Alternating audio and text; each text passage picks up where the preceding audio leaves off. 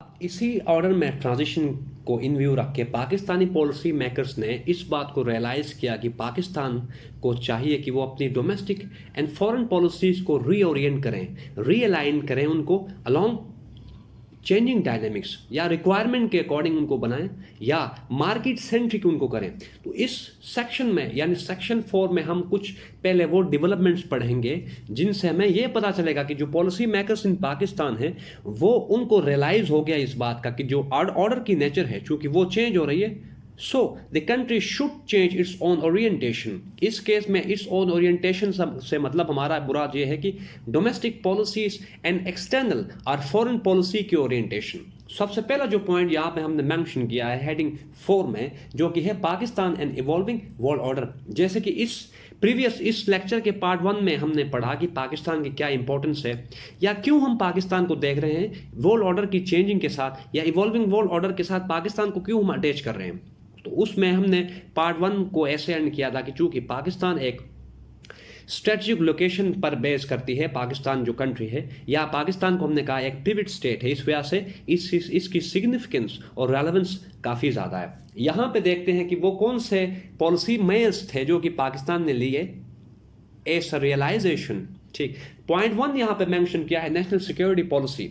जैसे कि इस साल शुरू में पाकिस्तान ने एक नई एक पॉलिसी डॉक्यूमेंट पाकिस्तान ने इंट्रोड्यूस कराया, नेशनल सिक्योरिटी पॉलिसी, जिसमें पाकिस्तान ने ये बात डिसाइड की पॉलिसी मेकर्स ने कि पाकिस्तान अब स्टेट एक सिक्योरिटी स्टेट नहीं रहेगा बल्कि पाकिस्तान अब एक वेलफेयर स्टेट बनेगा। ठीक, फर्दर पाकिस्तान ने इस पॉलिसी डॉक्यूमेंट में यह डिसाइड किया कि पाकिस्तान अब के बाद सिर्फ स्टेट सिक्योरिटी के नहीं बल्कि कंप्रिहेंसिव सिक्योरिटी को प्रायोरिटाइज करेगा। नेशनल सिक्योरिटी के ऊपर हमारे पास जो लेक्चर है, कंप्रिहेंसिव लेक्चर अवेलेबल है, वहां से आप लोग कंसिडर कर लें इसको, वहां से आप लोग इसको क्लियर कर सकते हैं। नेक्स्ट, सिंगल नेशनल करिकुलम, इस बार ऐसे के चांसेस हैं इस पर भी लेक्चर है, वहां से आप लोगों को आइडिया होगा। हम इस टाइम ये पढ़ रहे हैं कि वो कौन सी डेवलपमेंट्स हैं जो कि अकर हुई पाकिस्तान में in the wake of realisation on part of policy makers in Pakistan. Next, geo economics, recently हमारा लेक्चर है foreign policy orientation from geo politics to geo economics.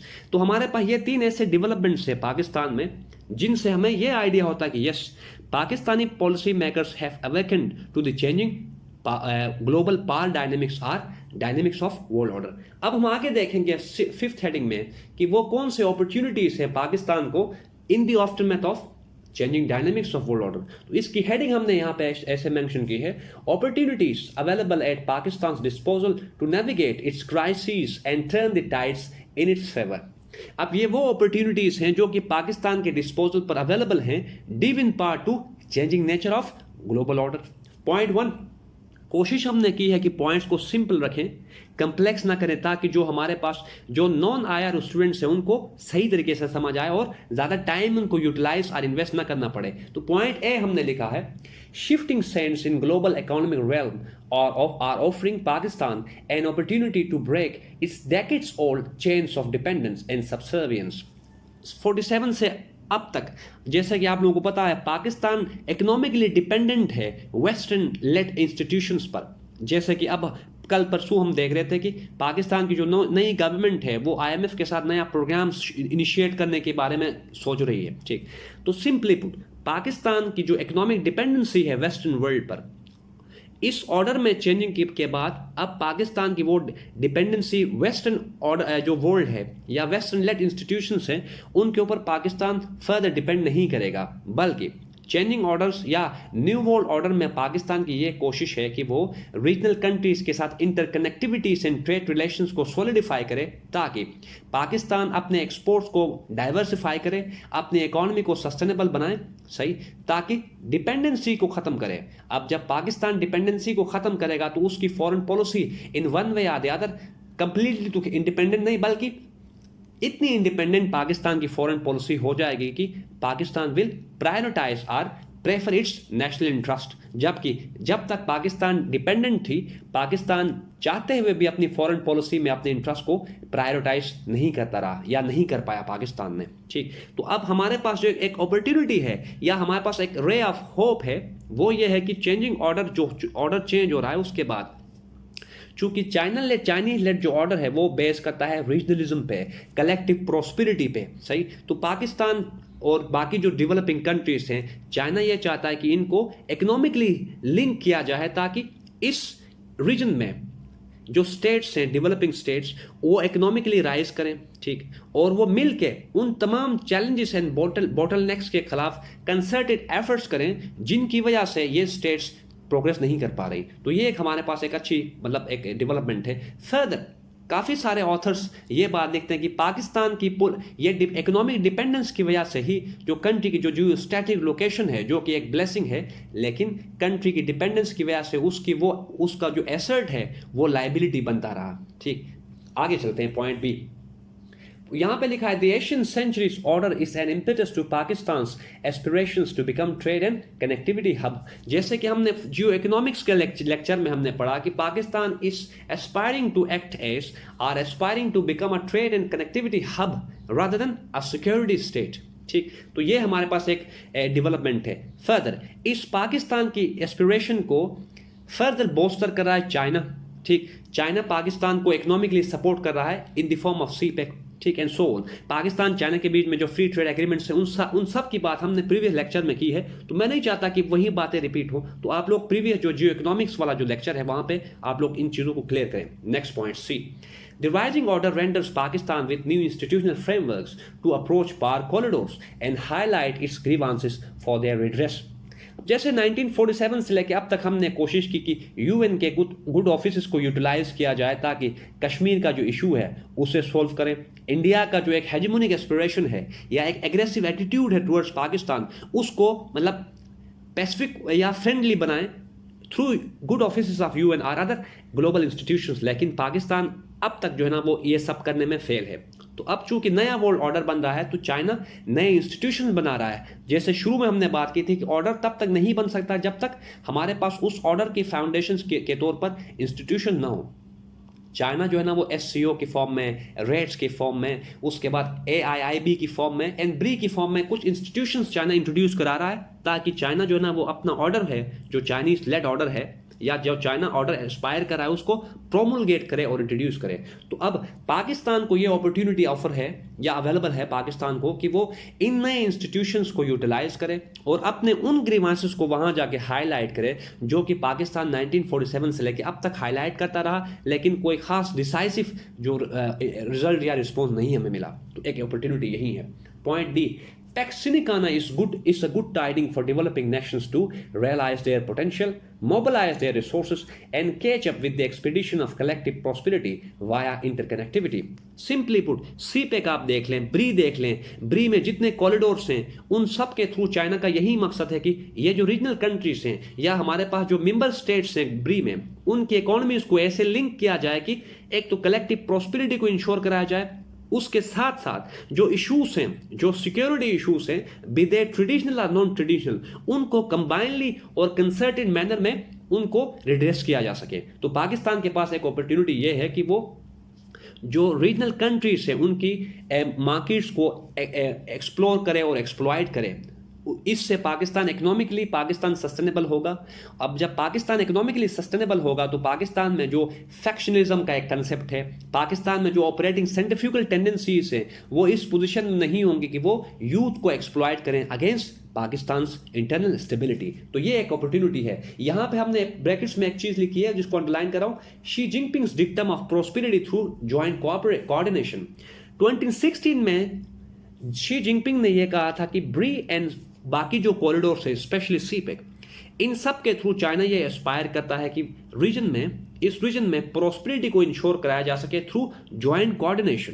तो इससे अच्छी बात पाकिस्तान के लिए आई बिलीव कोई हो ही नहीं सकती, क्योंकि चाइना जो ऑर्डर लेके आना चाह रहा है उसका one of the basic purpose ये है कि उसमें प्रोस्पेरिटी को इंश्योर कराना through joint cooperation and coordination. तो एक अपॉर्चुनिटी पाकिस्तान के लिए ये है। Point E, varying dynamics of order and subsequent rise of multipolar operating system envisages to bolster expeditious completion of CPEC.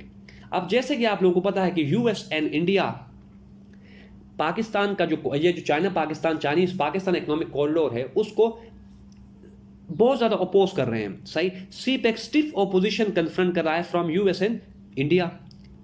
सही, तो पाकिस्तान जब एक नया मल्टीपोलर वर्ल्ड ऑर्डर हमारे पास जो है ना वो राइज कर रहा है तो उससे क्या होगा, यूएस का जो इन्फ्लुएंस है या यूएस जो हमारे पास सैंक्शंस, यूएस के पास एक सैंक्शंस लिवाई करने का या सैंक्शंस इन्फोर्स करने की जो कैपेसिटी यूएस के पास है, वो कैपेसिटी जो है ना इरोड कर रही है, क्योंकि हमारे पास एक स्विफ्ट सिस्टम है यूएस के पास, swift system, SWIFT, swift system जो है ना वो अंडर रिसेशन है, जबकि उसको कंपनसेट करने के लिए या उसका जो अल्टरनेटिव है वो चाइना एक मॉडल लेके आ रहा है या एक नया कंसेप्ट लेके आ रहा है, सिस्टम लेके चाइना आ रहा है जिसको हम कहते हैं CHIPS।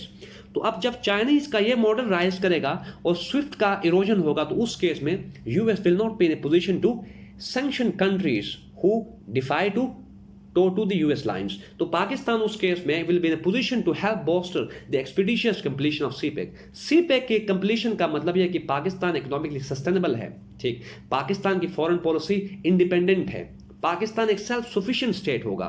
तो ये जो पाकिस्तान की एस्पिरेशन है काफी टाइम से, वो तभी मटीरियलाइज होगी जब पाकिस्तान जो है ना इस वर्ल्ड जो इमर्जिंग वर्ल्ड ऑर्डर है उसकी वजह से जो अपॉर्चुनिटीज पाकिस्तान को अवेलेबल हो रही हैं उनको अवेल करें। तो यहाँ पे पॉइंट ए में हमने ये देखा कि जो नए डायनेमिक्स हैं ऑर्डर के या जो नया मल्टीपोलर ऑर्डर राइज कर रहा है वो पाकिस्तान को ये एश्योर करा रहा है कि पाकिस्तान को जो CPEC है, सही, या पाकिस्तान जिसको हम कहते हैं इकोनॉमिक लाइफ लाइन है, उसको एक नया जो है ना इम्पिटस मिल रहा है due to rise of new operating system. तो ये एक अपॉर्चुनिटी है पाकिस्तान के लिए। सो पाकिस्तान को चाहिए कि वो इस अपॉर्चुनिटी को टाइमली कैश करे ताकि इकोनॉमिकली वायबल हो Pakistan. Point F, security plus political regionalism. अब चाइना ने यह कहा है, या चाइना तो ओपनली ये नहीं कह रहा कि मैं एक वर्ल्ड ऑर्डर लेके इंट्रोड्यूस करा रहे हैं चाइनीज नहीं, बल्कि इनडायरेक्टली वो कोशिश कर रहे हैं, they are working towards introducing a new world order.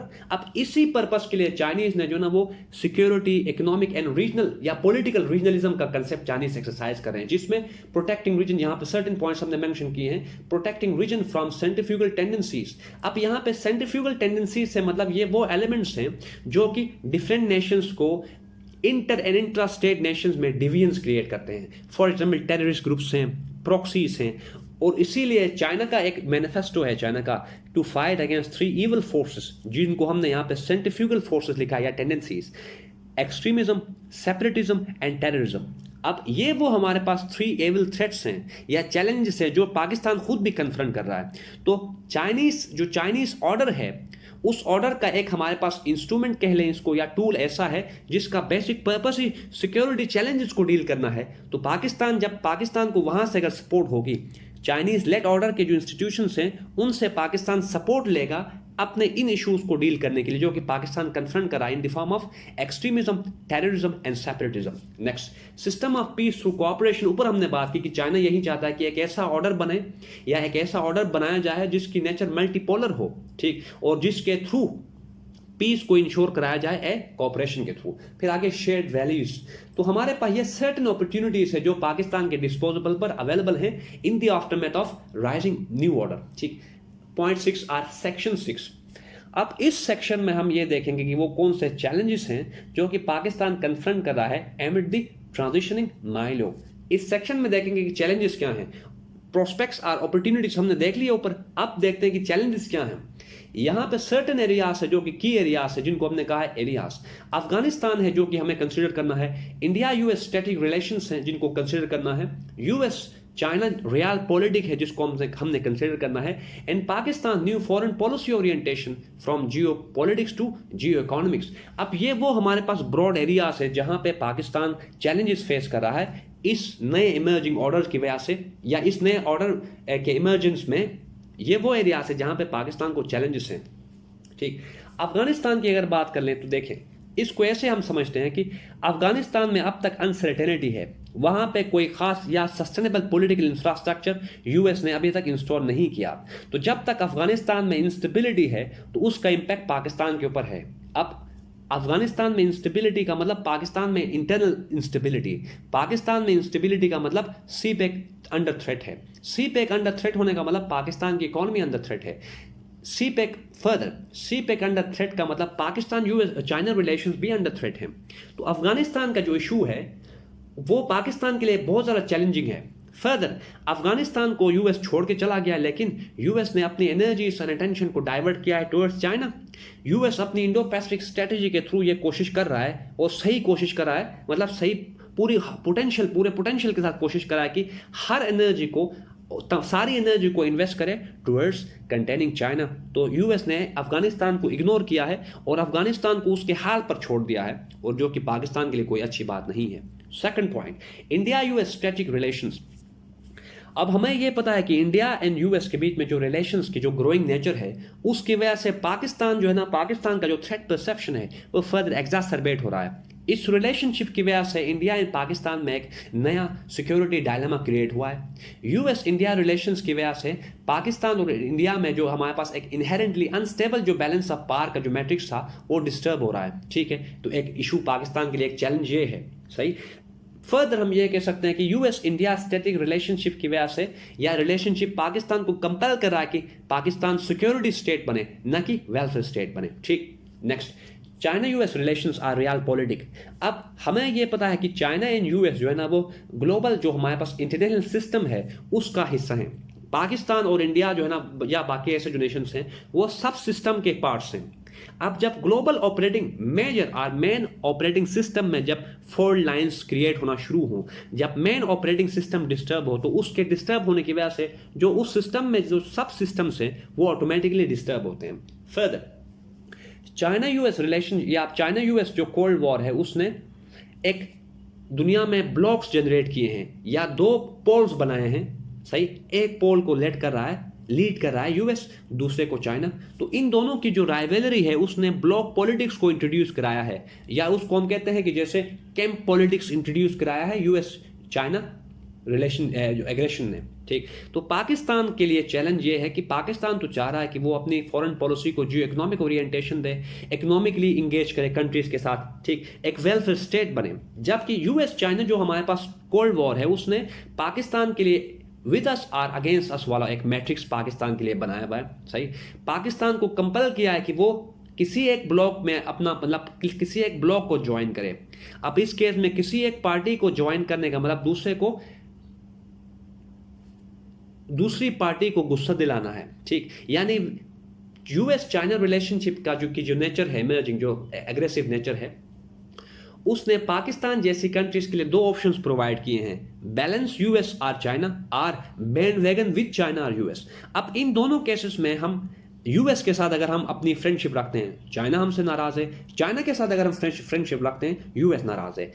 चूंकि करंटली पाकिस्तान डिपेंड कर रहा है यूएस पे इकोनॉमिकली और पॉलिटिकली एंड सो मिलिटरीली। अब जब हम यूएस के अगेंस्ट चाइना के साथ अगर जाके फ्रेंडशिप बना कर लेते हैं, सॉलिडिफाई, उस केस में पाकिस्तान को जो आईएमएफ से जो मिलने हैं, जो सपोर्ट मिले, वो नहीं मिलेगी। पाकिस्तान ऑलरेडी फेटफ की ग्रे लिस्ट में है, सही। पाकिस्तान को जो यूरोपियन यूनियन से जो जीएसपी प्लस का जो स्टेटस है वो रिवोक होगा इन केस हम अगर यूएस को छोड़ के चाइना के पास या चाइना के साथ हम अपने रिलेशन को सॉलिडिफाई। तो एक चैलेंज ये है। नेक्स्ट, इसी चैलेंज से आगे पाकिस्तान न्यू फॉरेन पॉलिसी, जैसे कि हमने पहली बात की, ब्लॉक पॉलिटिक्स का पार्ट बनने का मतलब यह है कि पाकिस्तान अपने इंटरेस्ट को सैक्रिफाइस कर रहा है at the alter of great power rivalry. अब हम कुछ पॉइंट्स देखते हैं जो कि इनके अलावा जो चैलेंजेस पाकिस्तान फेस कर रहा है। पॉइंट 1, डोमेस्टिक पॉलिटिकल वॉलेटिलिटी, आप लोगों को आइडिया है। Point 2, downward sliding economic outlook, economy की हालत आप लोगों को पता है। Point 3, growing social intolerance, religious fanaticism, violence, sabotaging the country's potential to invest its energies in a unidirectional manner। ये आप लोगों को सेल्फ एक्सप्लेनेटरी स्टेटमेंट है, आइडिया है। Point 4, India's Modi led fascist political infrastructure. India में जो हमारे पास रिलीजियस जो एक्सट्रीमिज्म है, उस एक्सट्रीमिज्म ने पाकिस्तान में भी एक रिलीजियस एक्सट्रीमिज्म की वेव को जनरेट किया है, ठीक। वहां पे रिलीजियस मिलिटेंसी की वजह से पाकिस्तान में भी उसके रेपरकशंस हम विटनेस कर रहे हैं, ठीक। तो एक चैलेंज ये है कि पाकिस्तान की जो इंटरनल इंस्टेबिलिटी है वो अनसर्टन है, या पाकिस्तान में जो एक रिलीजियस जो एक्सट्रीमिज्म है वो इंक्रीज कर रही है, जो कि पाकिस्तान के लिए अच्छी बात नहीं है। अब अगर इंटरनली पाकिस्तान में इंस्टेबिलिटी होगी तो Pakistan will not be in a position to invest its energies in productive manner, सही। हम तो ये चाह रहे हैं कि हम अपनी एनर्जीज को दुनिया में जो डिफरेंट नेशंस हैं उनके साथ इकोनॉमिकली एंगेजमेंट करने के लिए उन एनर्जीज को इन्वेस्ट करना चाह रहे हैं। जबकि अगर हमारा घर ही अनस्टेबल होगा तो हम कैसे बाहर कंट्रीज के साथ एंगेजमेंट्स कर सकते हैं। पाकिस्तान को एक चैलेंज है। Point 5, major powers attempting to germinate a matrix of with us or against us and thereby thrusting the otherwise non-aligned nations into bloc politics। जैसे ऊपर हमने बात की, जो कोल्ड वॉर है, ट्राइलेटरल कोल्ड वॉर कंसिडर कर लें, या यूएस चाइना कोल्ड वॉर है, उस कोल्ड वॉर ने पाकिस्तान के लिए विद अस और अगेंस्ट अस जैसे सिनेरियो क्रिएट की है। Point 6 inherently unstable borders and hostile neighbors keeping Pakistan from becoming a welfare state। अब हमने देखा कि इस न्यू वर्ल्ड या न्यू कोल्ड वॉर में इंडिया एंड यूएस के बीच में रिलेशंस इंक्रीज या ग्रो कर रहे हैं, सही। इसी रिलेशनशिप की नेचर ने पाकिस्तान के लिए पाकिस्तान को नेसेसिटेट किया कि वो अपने रिलेशंस को या न्यू ऑप्शंस पाकिस्तान एक्सप्लोर करे इन the form of Russia and China. अब चूंकि हमें यह पता है कि यूएस जो है ना वो इस कोशिश में है कि इंडिया को इंट्रोड्यूस कराए as a counterweight to China, सही। अब इस यूएस की प्रैक्टिस की वजह से पाकिस्तान जो है ना वो एक गैप आ जाता है between the potentials of India and Pakistan. US India को मॉडर्न वेपनरी प्रोवाइड कर रहा है, मॉडर्न टेक्नोलॉजी इंडिया को प्रोवाइड कर रहा है एंड सो ऑन। जो बाकी जो पैक्ट्स वगैरह हैं, जैसे हमारे पास यूएस रिसेंटली जो इंडिया के साथ जो ट्रेड एंड सिक्योरिटी पैक्ट्स करता बेका की फॉर्म में बीईसी है, तो ये वो डेवलपमेंट्स है जिन्होंने पाकिस्तान को नेसेसिटेट किया है या पाकिस्तान को कंपेल किया है कि वो अपनी जो मिलिट्री है और डिफेंस को स्टेट ऑफ द आर्ट रखे या उसको अपडेट करता रहे पाकिस्तान, ताकि जो पाकिस्तान एंड इंडिया के बीच में हमारे पास एक बैलेंस है वो मेंटेन रहे, वो बैलेंस या वो पावर बैलेंस टिल्ट न करे इन इंडियाज फेवर। तो हम ये यहाँ पे कह सकते हैं कि इंडिया का जो ट्रेडिशनल एग्रेसिव बिहेवियर था उसको फर्दर जो है ना वो इंटेंसिफाई किया है यूएस ने, सही, by introducing India as a counterweight to China. एक बात ये है। दूसरी बात, जो कि अनस्टेबल बॉर्डर्स की बात हम कर रहे हैं, अफगानिस्तान में जो सिचुएशन है, एक अनसर्टेन सिचुएशन है, उस सिचुएशन की वजह से जो डायरेक्ट रेपरकशंस है वो पाकिस्तान के ऊपर हैं। जैसे कि हेनरी किसिंजर अपनी बुक वर्ल्ड ऑर्डर में लिखते हैं कि अफगानिस्तान में जो वॉलेटिलिटी है उसका इंपैक्ट ऑल दो पूरे रीजन पर है, लेकिन पाकिस्तान वो वाहिद कंट्री है जिसको सीवियर इंप्लीकेशंस का सामना होगा या जो बहुत ज़्यादा चैलेंजेस फेस करेगा इन केस अफगानिस्तान में civil war like situation create होगी। तो उस केस में पाकिस्तान की जो इंटरनल स्टेबिलिटी है वो बिल्कुल डिस्टर्ब होगी, यानी इंटायरली डिस्टर्ब होगी। तो हम यहाँ पे ये बात कर सकते हैं कि इंडिया का जो बिहेवियर है, aggressive behaviour in the form of its offensive defence doctrine या कोल्ड स्टार डॉक्ट्रिन, और अफगानिस्तान की जो इंस्टेबिलिटी है, ये कुछ सर्टेन एरियाज हैं जो कि पाकिस्तान के लिए चैलेंजिंग है, सही। इस सेक्शन में हमने ये देखा कि न्यू वर्ल्ड ऑर्डर में या जो changing dynamics of world order में पाकिस्तान को किन चैलेंजेस का सामना है। सेक्शन 7 की तरफ चले जाएं तो यहाँ पे हमारे पास है रिकमेंडेशन में आप लोगों ने एक बात याद रखनी है कि कोई भी स्टेट तब तक वायबल नहीं हो सकता, कोई भी स्टेट तब तक सेल्फ सफिशिएंट नहीं हो सकता जब तक उसकी इकोनॉमी नॉन लीनियर मैनर में ग्रोथ ना करे। किसी भी कंट्री की फॉरेन पॉलिसी इफेक्टिव तब तक नहीं हो सकती, उसकी डिप्लोमेसी वायबल तब तक नहीं हो सकती जब तक कि वो कंट्री इकोनॉमिकली इंडिपेंडेंट ना हो। इंडिपेंडेंट तो नहीं हम कहेंगे क्योंकि ग्लोबलाइजेशन एंड रीजनलिज्म का दौर है। उसकी इकोनॉमी सस्टेनेबल जब तक नहीं होगी तब तक वो कंट्री ग्लोबल पावर पॉलिटिक्स में कोई खास इन्फ्लुएंशियल रोल प्ले नहीं कर सकता। पाकिस्तान को चाहिए कि वो अपनी इकोनॉमिक ग्रोथ को प्रायोरिटाइज करे। पाकिस्तान को चाहिए कि जो डोमेस्टिक और इंडिजिनस जो रिसोर्सेस हैं जो कि स्टिल अनटेप्ड हैं उनको मोबिलाइज करे, ठीक। पाकिस्तान को चाहिए कि वो अपने यूथ के ऊपर इन्वेस्टमेंट करे, ह्यूमन डेवलपमेंट इंडेक्स को प्रायोरिटाइज करे ताकि हम यहाँ पे नॉलेज इकोनॉमी को जर्मिनेट कर सकें। फर्दर पाकिस्तान को ये जरूरत, चूंकि पाकिस्तान एक फेडरलिज्म का एक कंसेप्ट पाकिस्तान में है, तो पाकिस्तान को ये चाहिए कि पाकिस्तानी स्पेशली पॉलिटिकल लीडर्स को ये चाहिए कि वो मैच्योरिटी को बढ़ाएं, अपने अंदर पॉलिटिकल लिटरेसी को बढ़ाएं ताकि पाकिस्तान में जो पॉलिटिकल पोलराइजेशन है उसको कर्टेल किया जा सके, ताकि पाकिस्तान में न सिर्फ इंटरनल पीस को इंश्योर कराया जा सके बल्कि डेमोक्रेसी एज ए कल्चर को यहाँ पे प्रिवेल होने दिया जाए, या डेमोक्रेसी एज ए कल्चर यहाँ पे फ्लरिश करेगी ओनली व्हेन पाकिस्तानी जो पॉलिटिकल हमारे पास लीडरशिप है उनमें मैच्योरिटी आएगी, ठीक। उसके बाद बात करते हैं, जैसे हमारे पास ऊपर हमने सर्टेन पॉइंट्स को मेंशन किया था, पाकिस्तान को चाहिए कि वो जो पॉलिसीज है लाइक नेशनल सिक्योरिटी पॉलिसी है, SNC है, जो नई फॉरेन पॉलिसी की ओरिएंटेशन है,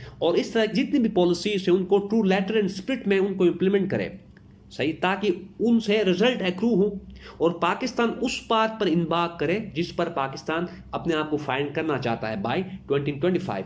इसी में हम ये बात कर सकते हैं कि पाकिस्तान को चाहिए कि वो अपने विजन 2025 को प्रायोरिटाइज करे, उसको टाइमली कंप्लीशन के लिए काम करे, ताकि पाकिस्तान जो है ना वो फर्दर एक डिपेंडेंट कंट्री ना रहे बल्कि एक इफेक्टिव, एक वायबल, एक प्रॉस्परस कंट्री की तरह के तौर पे सामने आए, ताकि पाकिस्तान को बाहर से अपने फॉरेन पॉलिसी के लिए बाहर से पाकिस्तान को इनपुट लेने की जरूरत न पड़े। फर्दर रिकमेंडेशन में हम ये रेकमेंड कर सकते हैं कि ग्लोबल पावर पॉलिटिक्स में या न्यू जो राइजिंग ग्लोबल पॉलिटिक्स है या जो ग्रेट पावर राइवलरी है उसमें पाकिस्तान को एक नॉन अलाइन पोस्चर मेंटेन रखना होगा। पाकिस्तान को सही, पाकिस्तान को ब्लॉक पॉलिटिक्स से हर हाल में दूर रहना है। पाकिस्तान जो रिस्पेक्टिव पार्टीज हैं या जो हमारे पास राइवल्स हैं, for example China and US, Pakistani diplomats को ये चाहिए कि वो दोनों पार्टीज को इस बात के बारे में क्लैरिटी प्रोवाइड करें कि पाकिस्तान जो है ना वो कभी नहीं चाहता कि वो किसी एक ब्लॉक को ज्वाइन करे और किसी दूसरे ब्लॉक को ज्वाइन ना करे, बल्कि हमें चाहिए कि हम तमाम कंट्रीज को इस बात के बारे में बताएं कि हमें इकोनॉमिक वायबिलिटी चाहिए। पाकिस्तान जो है ना वो चाहता है कि वो इकोनॉमिक सेल्फ सफिशिएंसी को अटेन करे, सही, कंट्रीज के साथ इकोनॉमिकली और ट्रेड एस्पेक्ट्स में कंट्रीज के साथ इंगेजमेंट करे। फर्दर पाकिस्तान को चाहिए कि वो उन इश्यूज में critical and crucial role play करे जिनको हम कहते हैं issues of global nature, like climate change है, टेररिज्म है, उसके बाद डेमोक्रेसी है, सही, ह्यूमन राइट्स वायलेशंस को कर्टेल कम करना। ऐसे इश्यूज में पाकिस्तान जो है ना वो अपना पिविटल रोल प्ले करे, सही। और जो कि कन्फ्लिक्टिंग एरियाज हैं जैसे यूएस चाइना रिलेशंस जो हो रहा है, जैसे यूक्रेन में जो चला, पाकिस्तान इन हॉटस्पॉट से अपने आप को जितनी पॉसिबल मतलब मुमकिन हो दूर रखे, ताकि पाकिस्तान जो है ना वो वही कोल्ड वॉर जैसे प्रीवियस ओल्ड कोल्ड वॉर है जिसमें पाकिस्तान सिक्योरिटी एक रेंटियर स्टेट का रोल पाकिस्तान ने प्ले किया, वो रोल दोबारा पाकिस्तान को प्ले न करना पड़े। So this is all for today, people. If you got any confusion related to this topic, please let me know about your issues through your comments. I will address them in my next lecture. Thank you very much.